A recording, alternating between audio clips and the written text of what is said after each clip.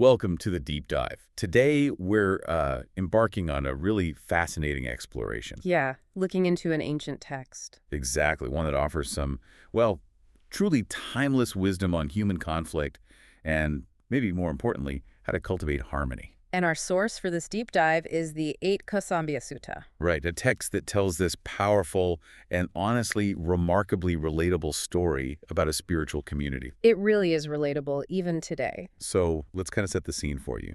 Imagine this community, a group of monastics, the bhikkhus, in a place called Kosambi. And things weren't going well. Not at all. They'd fallen into these really intense arguments. The text describes them as quarrelsome, contentious, and disputatious. Strong words. Very. And the imagery it uses is just incredible. They were literally piercing each other with weapons of speech. Wow. You can almost feel that, can't you? The verbal attacks, the hurt. Definitely. And the immediate problem was just, well, total deadlock. They were stuck. Completely. Unable to reconcile, couldn't reach any understanding, any resolution. It got so bad, so chaotic, that one concerned bhikkhu goes to the Bhagavan. The enlightened one, the Buddha. Yes, goes to him to report just how bad the discord had become. And that's really our jumping off point, isn't it? The core mission for this deep dive. Exactly. We want to unpack the Bhagavan's response, not just, as a historical story from this old text, Right. but as a practical, enduring guide. Something for fostering unity, clarity, in any group, really. Could be family, work. Exactly, or even just within ourselves. Kosambiyasuttaṃ, it offers these really fundamental principles for navigating disagreements, for building strong, cohesive relationships, things that actually last. Okay, so the Bhagavan steps in. His intervention is pretty direct, quite decisive. He calls together the quarreling bhikkhus, confirms, yes, you guys are causing disruption, and then he asks them this really pivotal question. Ah, yes, the question. It really cuts right to the heart of it. It does. He asks them straight up, during all these fights, did you maintain metta? Metta. That's key here. It is. It means basically active loving kindness or goodwill.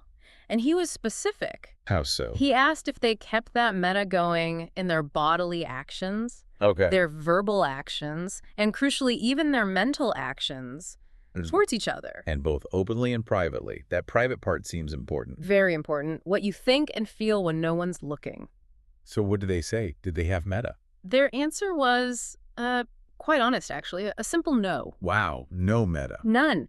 And the Bhagavan's reaction to that, it was immediate and pretty stark. What did he say? He declared that this kind of behavior, totally lacking metta, would lead directly to their long-term harm and suffering. Oof, that's serious. It really is. And it makes you think, right, if that's the outcome of no kindness, what's the alternative? How do we build something better? And he gives them that alternative. This is really the foundation of his teaching on harmony here. The 6 amiable qualities, or Suradhammas. And these aren't just like nice ideas. Now, not suggestions, they're presented as essential. Absolutely necessary for affection, respect, unity. Stopping disputes, creating real concord, keeping the community together. Exactly. And the text lays them out very systematically. It's like a clear path. So let's walk through them. What's the first one? First is metta in bodily action.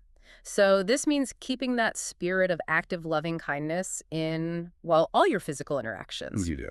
Right. Whether people see you or it's in private, it's about actions that show warmth, respect, not just avoiding harm. Okay, makes sense. Second, metta in verbal action. This is about your speech, expressing that same loving kindness. so no harsh words. Definitely no harsh or divisive words. Choosing language that builds up, supports, rather than tears down. Again, openly and privately. Consistent. Okay. Third. Third is metta in mental action. This one goes deeper, right to the source. Yes. Consciously cultivating thoughts of goodwill, of kindness towards others, even when you're just alone with your own mind. That's where real change starts, That's a tough one, but crucial. All right, fourth quality. Fourth is sharing righteous gains. This really emphasizes generosity, the common good. Sharing what you have. Exactly, sharing resources you've obtained justly. And the text is specific, even down to a bowl full of alms, sharing it with your virtuous fellow practitioners. It underlines that a real community shares its benefits. I like that. Fosters a sense of we're in this together. What's number 5? Number 5, living in common with virtues, or sila. This isn't just about looking good in public. It's deeper. Much deeper. It's a consistent commitment to ethical conduct that runs through everything you do, even when no one is watching. How does the text describe these virtues? It says they should be unbroken, untorn, unspotted, unblemished, liberated, praised by the wise, ungrasped, conducive to concentration virtues. Wow, that's quite a list. It is. And again, practiced openly and privately, it's about building this solid foundation of integrity that supports everything else. Okay, and the sixth and final quality. This is living in common with the noble view, or dihi. The noble view. Yes, possessing a shared, unifying, noble, liberating view. One that truly leads to the complete destruction of suffering. Shared A understanding. shared fundamental understanding practiced openly and privately, aligning on the core truths. Now, this sixth one, the noble view, you mentioned it's especially important. Yes, the text really highlights this one. It explicitly says that among all 6 qualities, this noble view is the foremost, The most important. the most central, the most unifying. It uses this great analogy. Oh, yeah? What's that? It says it's like the peak of a peaked house. Okay. That peak is central to the whole structure, right? Holds everything together. Makes sense. Without the peak. The whole thing collapses. So this noble view isn't just the nice philosophical point. It's the fundamental structure needed for lasting harmony. Got it. So it's the peak, the core. Precisely. And the text doesn't just stop there, just naming it. It actually digs into it. How so? It breaks it down further, explaining it through what it calls 7 knowledges or insights. These are for an arahant. A noble disciple, someone advanced on the path. Exactly. And this is where we get really practical. The how-to of cultivating this view for, personal change that then ripples out into the community. Okay. So if this noble view is the peak, where does the journey to it start? What's the very first of these 7 knowledges? The first knowledge is all about radical self-honesty, real self-reflection, Looking inward. deeply inward. The individual reflects, are these internal defilements present in me? Things like sensual desire, ill will, laziness, restlessness, doubt. Worrying about this world or the next. Right, or even being quarrelsome, just like those monks back in Kosambi. And the insight. The insight is recognizing that if these things aren't present, or when you work through them, your mind becomes clear. It's well disposed for awakening to the truths. Like clearing the ground before you build. Exactly. And the text calls this a noble supramundane knowledge, something not, commonly grasped. That is powerful. Yeah. Starting with that honest internal audit. So, okay, you clear the mental clutter with that first knowledge. What's the sort of immediate feeling or benefit? Well, that leads right into the second knowledge, experiencing personal tranquility. Payoff? You could say that. The practitioner reflects. Does cultivating this view actually lead to a personal feeling of tranquility and coolness? And does it? The insight is recognizing that, yes, it absolutely does.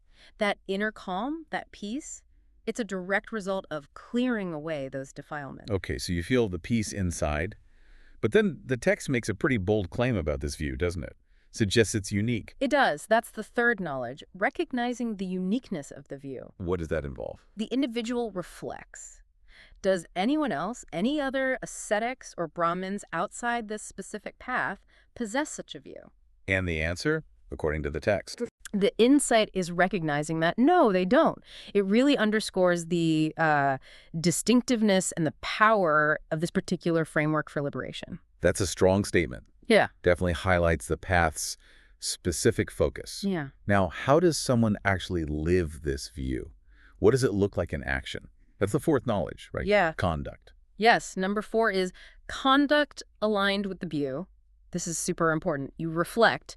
Do I actually have the qualities of someone with this view? And what's a key quality? A really key one is this. Even if you mess up, if you commit some kind of fault, and let's be honest, we all do, Sure. a person with this view quickly discloses, reveals, and lays it bare. They own up to it, To who? to their teacher or to wise fellow practitioners. And then this is crucial. They immediately practice restraint for the future. They learn from it and commit to not repeating it. Is there an analogy for that? Yeah, a really vivid one. The text says it's just as a young child quickly withdraws their hand from a burning coal. That immediate reaction, that correction. Wow. Imagine if those bhikkhus in Kosambi had done that. Right.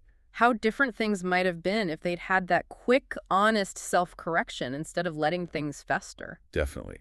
That swift honesty, it sounds hard, but yeah, essential for community. Okay, building on that, Yeah. the fifth knowledge is about diligence in training.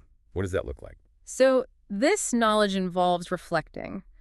Do I have the quality of someone with this view who, even when they're really busy, Like with community duties. exactly, busy helping fellow practitioners doing various tasks, do they still maintain this intense eagerness for the core training? Yeah. The training in higher virtue, adisalasika, higher mind, adishitatsika, and higher wisdom, adipanyasika, the fundamentals of growth. So not letting the busyness distract from the main goal. Precisely. And there's another great analogy here. What is it? It says such a person is just as a cow with a young calf, even when grazing, keeps an eye on her calf. That constant awareness. Yes. No matter how occupied you are, you never completely lose sight of your primary purpose. Self-improvement, spiritual development, that underlying focus, even amid chaos. Keeping the main thing the main thing. I like that. Okay, so with that diligence, how does one engage with teachings with wisdom? That brings us to number 6, attentive listening. Right. So here, the person reflects. Do I have the quality of someone with this view who listens to the Dhamma Vinaya? The core teachings and discipline. Yes, taught by the Tathagata, the Buddha. Mm-hmm. And it's not just passive hearing. How is it described? Listening with attentiveness, earnestness, full mental engagement, and open ears, really leaning in, being receptive. Fully present to the wisdom. Exactly, allowing the teachings to really penetrate, to sink in. Okay, so you listen deeply. What's the final piece, the ultimate result of all this? It's the 7th knowledge, right? Yes, the 7th and final one, experiencing joy and understanding from listening. The reward for that deep listening. Kind of, the person reflects. Do I possess the quality of someone with this view who, when they listen like that, gains real understanding of the meaning, understanding of the Dhamma? Getting it on multiple levels. Yes, and not just intellectual understanding, but also joy connected with the Dhamma. There's a delight, a gladness that comes from truly comprehending these truths. That makes sense. A feeling of clarity and, well, joy. Exactly. And the text wraps this section up by stating that a noble disciple who has these 7 factors, these 7 knowledges, they are well established for the realization of the fruit of stream entry, Sotapatifala. Which is a big deal in this tradition, right? A very significant spiritual milestone. It marks an irreversible step onto the path of liberation. Wow. Okay, so bringing this all together. Yeah. What does this deep dive into the Kosambiyasuttaṃ really mean for you, the listener, navigating your own world today? Well, I think it shows this incredibly powerful link, doesn't it, between our inner clarity and the harmony we experience outside. Yeah, that connection is clear. Communal peace isn't just about, having the right rules or trying not to argue. No, it's much deeper. It seems really rooted in our individual practice. Cultivating these specific virtues, these insights, within ourselves first. It really starts with you. It truly does. And what's so fascinating is how relevant these ancient principles still feel. Totally. Things like open confession, that radical self-honesty we talked about, diligent learning, actively cultivating loving kindness in every little thing we do. It all still applies. Absolutely. The text just illustrates so powerfully that the path to fixing conflict, to building real community, it doesn't start by pointing fingers. No blaming. Right. It genuinely begins with transforming our own minds and actions. One step, one quality, one insight at a time. So maybe as you go about your day after listening, here's something to think about. Consider how maybe just one of those 6 amiable qualities, or even one of the 7 knowledges. Just pick one. Yeah, how might focusing on just one potentially shift a difficult situation you're facing right now in your life, your family, your work, your community? Which one kind of jumps out at you? Which one feels like a possible starting point for creating a bit more unity, a bit more understanding right where you are?